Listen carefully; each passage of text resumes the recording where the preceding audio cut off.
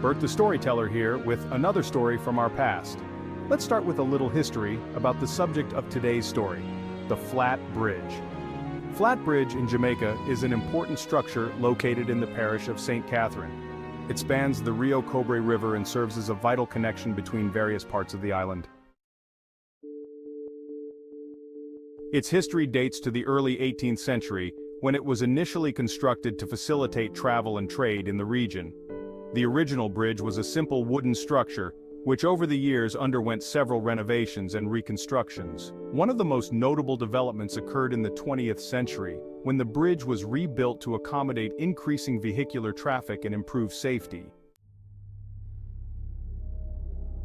During the construction of the original structure of the bridge, when the British were in control of the island's slaves, they constructed the bridge to gain access to eastern parts of the island to trade and farm new lands.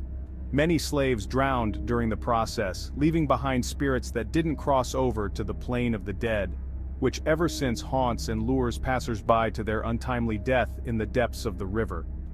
From travelers on horse to now automotive vehicles, numerous accidents have led to many dying on the bridge and in the murky waters of the Rio Cobre.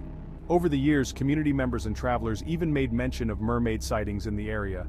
Men in particular said they have heard songs singing in the most attractive harmony that they are lucky to have resisted the pull. Others drown and join the restless souls there. On a bright sunny day, a young man who goes by the name Bob was going to visit his grandmother, who was very ill, and had requested to see him before she passed away. He drove in the direction of the bridge, but while navigating the bridge, he heard a soft voice calling him, "Bob, come over here." Yet, he kept driving. He turned and looked behind him and saw a very beautiful lady with long, silky dark hair, and a dress that seemed to have been in the water. As he turned to refocus on the road, he lost control and crashed his car into the banking. He came out and looked for the lady but fell to the ground in shock and blacked out.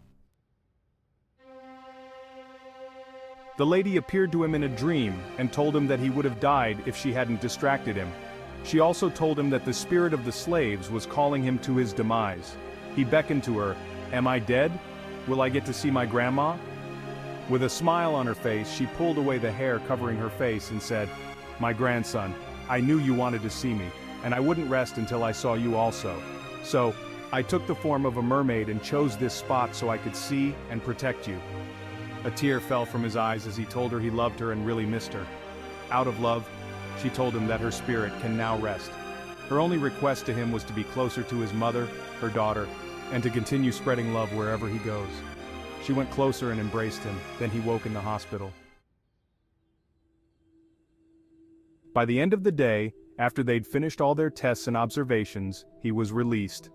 From then on, yearly, he went to her grave with his mom, and even to the bridge, placing flowers and lighting candles. Bob told the story of what happened to him that day to his family and community members, so those who hadn't crossed over could be remembered.